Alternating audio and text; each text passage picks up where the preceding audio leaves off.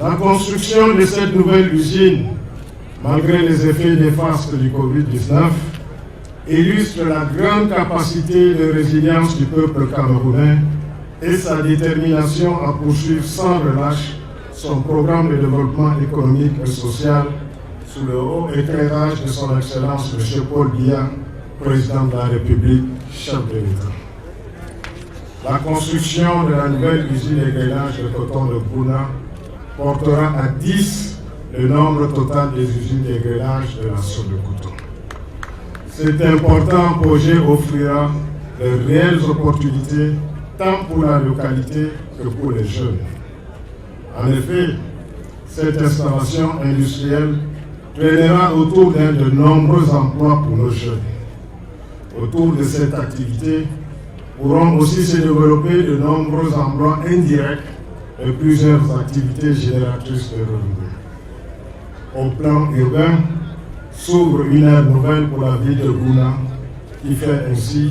une entrée remarquable dans le cercle fermé et envié des villes industrielles du Cameroun, avec tout ce que cela suppose comme effet bénéfique induit. Distingués invités, mesdames et messieurs,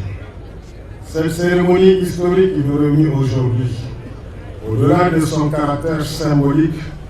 s'inscrit dans la poursuite de l'ambitieux programme du plan de redressement de la zone de coton, qui prend assurément un nouvel envol avec des mobilisations de ressources importantes de l'État et des partenaires financiers. Après la réhabilitation et la remise en niveau des usines d'égrêlage et des huileries existantes, le renforcement du parc logistique, du génie civil et du matériel de manutention,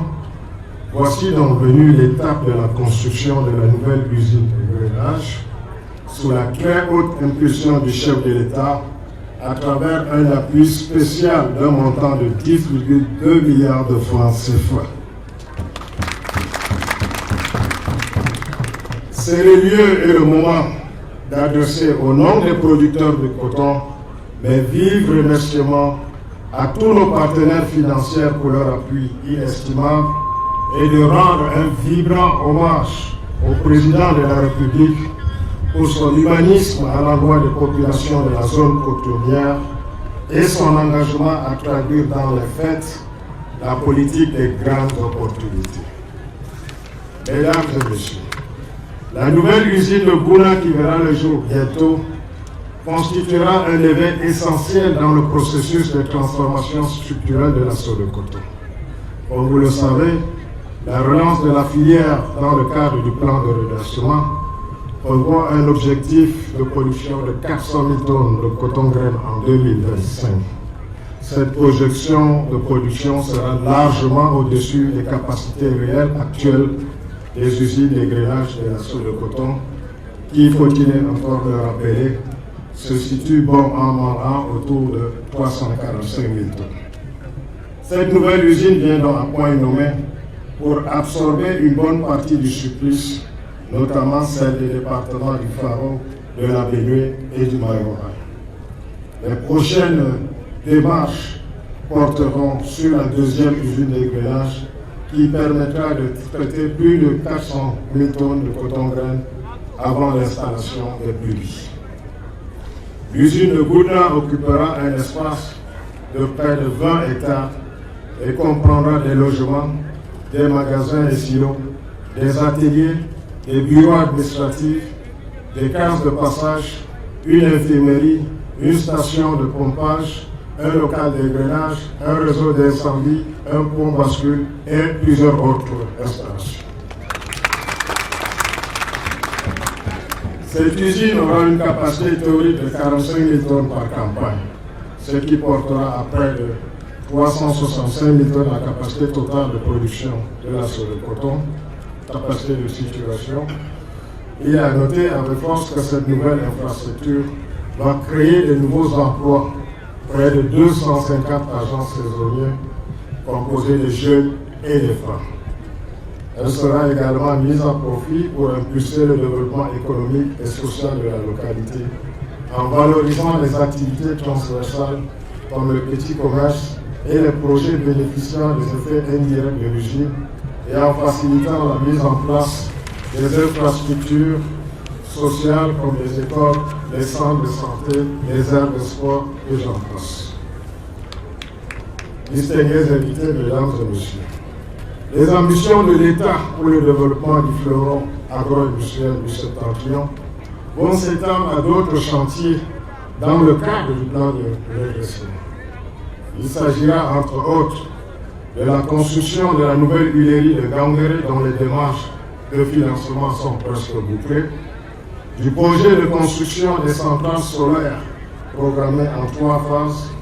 dont la première phase va concerner 2 centrales autoconsommation d'une capacité de 2 MW à Garoua et Maroua.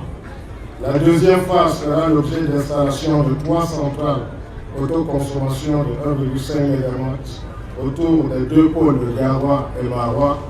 Enfin, la troisième phase va porter sur 2 centrales de stockage de 4 MW à Garoua et 3,5 MW à Maroua, soit un total de stockage d'énergie de 7,5 MW.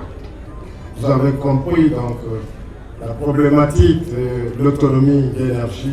est une problématique très prise au sérieux par la Sodecoton. C'est dans ce sens que la Sodecoton assure aujourd'hui son autonomie d'énergie à travers 8 groupes électrogènes qui sont acquis ou en cours d'acquisition. Il s'agit d'un groupe de 2000 kVA pour l'usine de Garoua,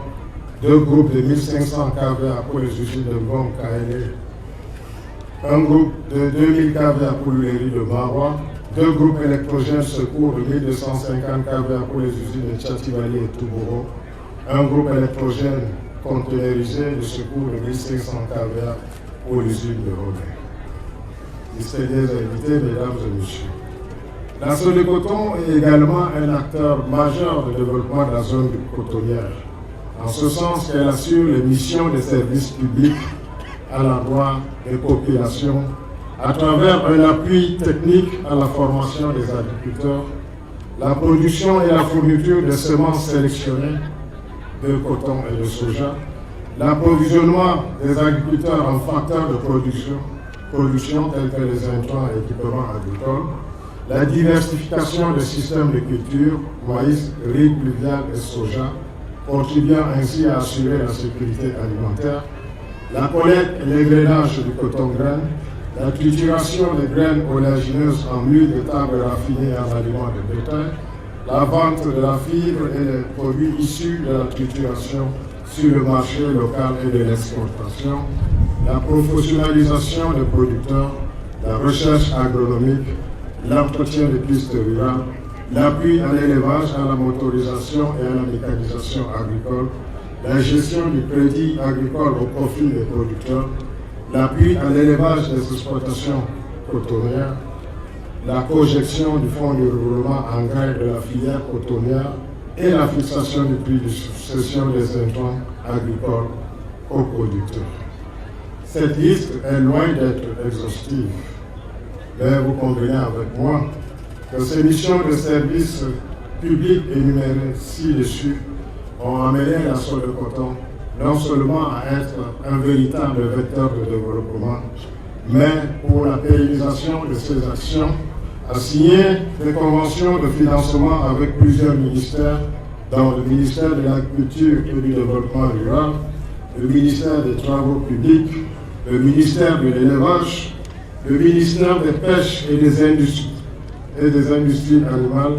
et le ministère de la Recherche scientifique et de l'innovation.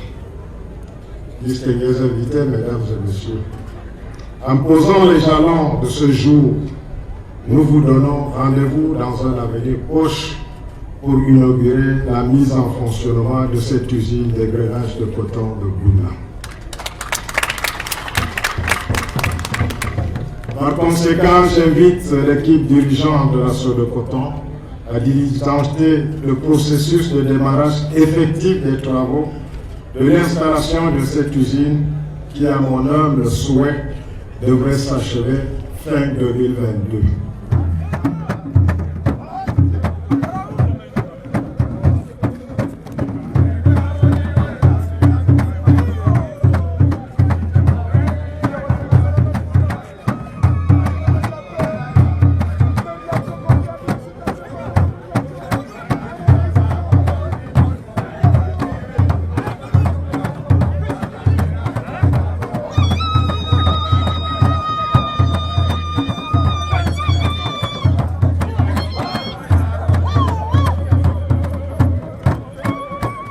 création de cette usine s'inscrit en droite ligne de cette politique et obéit au développement des bassins de production de coton dans la zone cotonnière. Nous sommes heureux aujourd'hui